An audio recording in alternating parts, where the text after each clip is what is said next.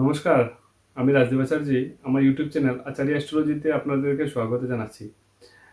শিব পূজা যে শ্রাবণ মাসের আমি আগে একটা ভিডিও বানিয়েছিলাম, বলেছিলাম লাস্ট নাইট যে আপনাদেরকে আর একটু বিস্তারিতভাবে শিব পূজা নিয়ে আলোচনা করব। এই জন্য একটা ভিডিও আপনাদের সঙ্গে নিয়ে আসলাম। যারা শ্রাবণ মাসে এই শিব পূজাতে আপনারা ভালো করে পূজা করতে চান, আপনারা কিভাবে অল্পতেই বিশেষভাবে পূজা করতে পারেন, এই নিয়ে অল্প ছোট্ট আমি একটা ভিডিও বানাচ্ছি। শিব পূজাতে আমরা যখন যাব তখন স্টিলের কোনো পাত্র দিয়ে আমরা শিবের মাথায় জল দেব না। আমরা কি করব, তামার পাত্র বা রূপার যদি পাত্র আমরা যদি এফোর্ড করতে পারি, তো তারপরে যদি আমরা তামার পাত্র দিয়ে দিই, আমাদের সুখ সমৃদ্ধি অনেক কিছু বাড়বে। এই জন্য আমরা তামার পাত্র দিয়ে শিবের মাথায় জল দেব। এবং আমরা শিবের যে শিবলিঙ্গ যে থাকে না, শিবলিঙ্গের মধ্যে আমরা যদি আমাদের ঘরে আমরা হোয়াইট কালারের সাদা রঙের শিবলিঙ্গ ঘরে রেখে পূজা করব না। আর একটা কথা বলে দিই, মনে করেন আপনাদের ঠাকুরের ঠাকুর ঘরের মধ্যে আপনি শিবের ফটো রেখেছেন, তার সামনে শিবলিঙ্গ রেখেছেন, রেখে পূজা করছেন। এইভাবে করবেন না, একজনকে রাখবেন। দুটা কারণ কখনো কখনো আমরা হয়ে যায় যে আমি দেখেছি এইভাবে করতে। তো এই জন্য বললাম আপনাকে, শিব একজন রাখবেন।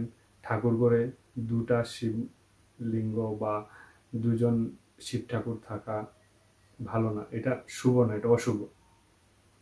এখন আমরা এই জন্য বললাম যে শিবের প্রিয় কি, আপনি ধুতরা গাছের ফুল, তারপর আমরা ধুতরা ফল দিতে পারি, বেল দিতে পারি, যেগুলা শিবের অনেক বেশি প্রিয়।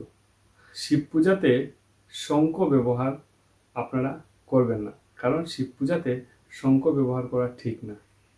ঠিক আছে, এখন কথাটা হলো, আমরা যে শিব পূজাতে যাব, আমরা শিব পূজাতে যাব, শিব পূজাতে গিয়ে আমি আপনাদেরকে একটা একটু ছোট্ট একটা মন্ত্র বলে দিই। যে মন্ত্র বলে আপনারা যদি শিব পূজাতে গিয়ে আপনারা চন্দন দিয়ে, বেলপাতার মধ্যে আপনার চন্দন লাগালেন, অল্প ফুল নিলেন, অল্প জল নিলেন, দুধ নিলেন, মধু নিলেন, আপনারা এগুলো নিয়ে যদি আপনারা যান, তাহলে আপনারা করতেই পারবেন। কারণ বিশেষভাবে করতে গেলে তো সব কিছু পসিবল না। আমি বললাম যে একদম শর্টের মধ্যে যদি আপনারা করেন, তাহলে শিব ঠাকুর অনেক বেশি সন্তুষ্ট হবেন।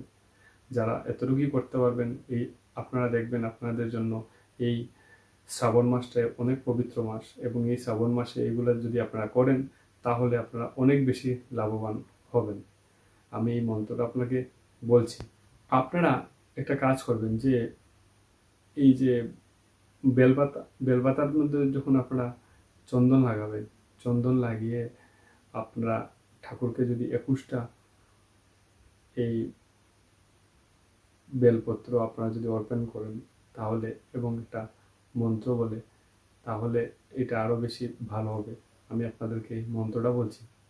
মন্ত্রটা হলো, ওম ত্রম্বকম যজামহে সুগন্ধিম পুষ্টিবর্ধনম উর্বারুকমিব বন্দনাম মৃত্যুর্মুক্ষম মমামৃতা। এই যে মন্ত্র, এই মন্ত্রটার নাম হলো মৃত্যুঞ্জয় মন্ত্র। আমরা এই মন্ত্রটা যদি আমরা পাঠ করি, এই মন্ত্রটার ভাইব্রেশনে আমরা জীবনের অনেক কিছু দুঃখ বেদনা অনেক কিছু দূর হবে। এবং এটা এত পজিটিভ ভাইব এই মন্ত্রতে। এই মন্ত্র যদি আপনারা চ্যান্টিং করেন, আপনারা নিজে অনুভব করতে পারবেন যে এই মন্ত্রটা বলার পর আপনারা আপনারা কতটুকু আপনারা নিজের মন থেকে আপনারা স্যাটিসফ্যাকশন আপনারা পাচ্ছেন। এই জন্য বললাম, এই মন্ত্রটা উচ্চারণ করে যদি ভগবান ভোলেনাথকে আমরা এই বেল্লপত্র অর্পণ করি, তাহলে আমাদের দেখবেন মনটা আরও বেশি ভালো লাগবে। এবং আরেকটা কথা বারবার আমি তার আগেও বলেছি, যখন মন্দিরে যাবেন আপনার ষষ্ঠাঙ্গে প্রণাম করবেন, ষষ্ঠাঙ্গে প্রণাম করবেন ভগবানকে। দেখবেন ভোলেনাথ আমাদের দুঃখ কষ্ট অনেক কিছু দূর করে দিয়েছেন। মহামৃত্যুঞ্জয় জপটা করে আপনারা বলবেন, এতে সচন্দনে বেল্লপত্রম বলে ওম নমঃ শিবায় বলে আপনারা ঠাকুরের মাথায় অর্পণ করে দেবেন। আপনারা এইগুলাকে একটা রিমেডি হিসেবে করেন, দেখবেন অনেক কিছু লাভ হবে। বছরের এই শ্রাবণ মাস, যেটা আমাদের এই স্পেশাল মাস, আমি আপনাদেরকে বলেছি যারা শুরু হয়ে গেছে পবিত্র শ্রাবণ মাস, এই শ্রাবণ মাসে যেদিন আপনারা পুজো করবেন এই দিন আপনারা নিরামিষ আহার করবেন, সাত্ত্বিক নিরামিষ আহার করবেন। আপনারা দেখবেন আপনাদের আরো মন আরো ভালো হবে, আপনাদের অনেক কিছু মনোকামনা পূর্ণ হবে। একটা কথা বলে রাখি যে শ্রাবণ মাসের এই বছরের যে শ্রাবণ মাস স্পেশাল কেন বলছি, এই বছরের শ্রাবণ মাস দীর্ঘ 75 বছর পরে এসেছে এইবারের মতো শ্রাবণ মাসের তিথি। এই জন্য বললাম ভগবান ভোলেনাথকে আপনারা মন প্রাণ দিয়ে আপনারা পূজা করেন, আপনারা দেখবেন অনেক কিছু ভালো হবে। ওম নমঃ শিবায়।